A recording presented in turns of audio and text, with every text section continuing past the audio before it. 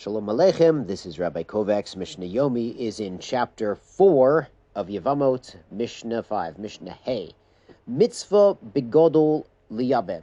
The mitzvah is incumbent first upon the eldest brother to perform Yibum.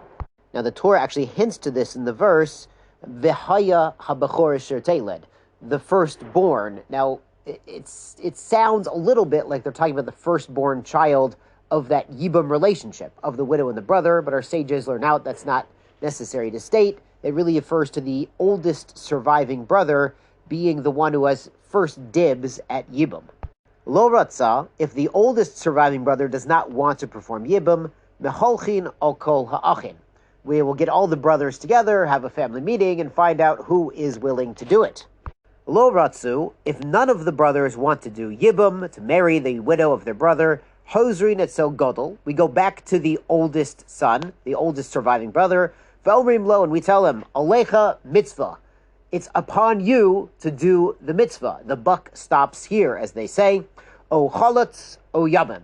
Now it's up to you, either do Halitza and release this widow to marry someone else, not one of the brothers, or marry her in Yibum. Now the Mishnah implies very strongly that Yibum is a greater mitzvah than Halitza. There's actually a discussion in the Gemara. The Gemara does bring a statement that Halitza might be better if there's any reason to be concerned that the brother is marrying the widow, maybe for Yerusha, for money, maybe because she's very pretty. So in a case where the marriage is not what we call the Shem Shemaim, for the sake of doing the mitzvah, then maybe Yibum could be discouraged. However, the Shulchan Aruch and other major authorities in Jewish law accept the view that Yibum is still preferable to Halitza, unless you know there's some sort of incorrect intention. And this issue came to the forefront in 1950 in Israel. What happened was, right after the state of Israel was established, Hashem should protect Israel from all of our enemies and all the people who hate the Jewish people. So shortly after the establishment of the state, the chief rabbis, the government, they got together and said, listen, we want everyone to have a uniform set of halacha about marriage and divorce, and we're going to have a decree, there shouldn't be any Yibum done. Everyone should just do Halitza. Now, at this time, shortly after Hakamat Medinot, shortly after the establishment of Eretz Yisrael, there were a lot of Arab Jews coming from Arab countries who were escaping persecution, going to Eretz Yisrael, and this included Jews from Yemen. And in Yemen, the custom, the tradition was always to Yibum whenever possible. So in 1950, a case came up. There was a young couple where Yibum could occur from Yemen, and they said, we want to follow our tradition, and we don't know why the government is banning Yibum.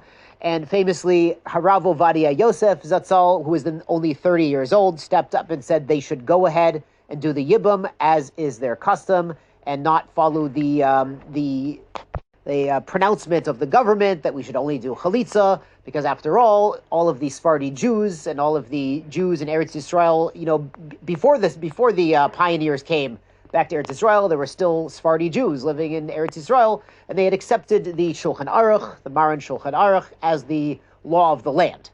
So Rav Ovadia Yosef Zatzal has a long explanation of this in his tshuva. You can find it in Yabia Omer. The name of the sefer is Yabia Omer, volume 6, section Even HaEzer, section 14 of Even HaEzer.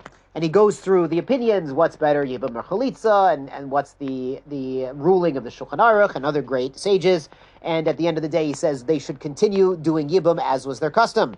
Of course, if the custom is Halitza, as I believe it is in America, then one should follow that custom.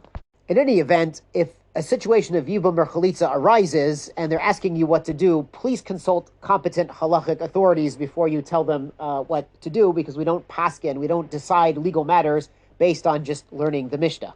So let's go on to Mishnah Vav, Mishnah 6, Tola bekotan ad sheyogdil. If the older brother says, listen, I don't want to do Yibum, but I have a 12-year-old brother and he's going to be bar mitzvah in 6 months, so let's have the widow wait for him to grow up a little bit, and then they can get married.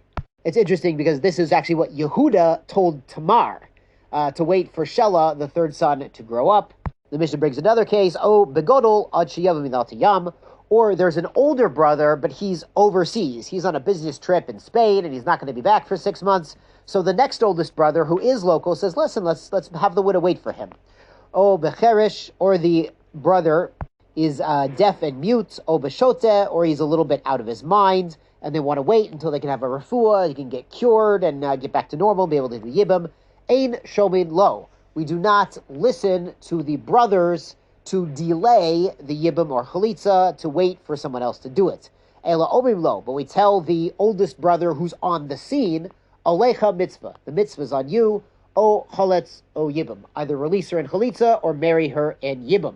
This is reminiscent of Pirkei Avot, Ethics of the Fathers, chapter 2, Mishnah 6, where it says, B'makom she'ish, l'shtalom ish.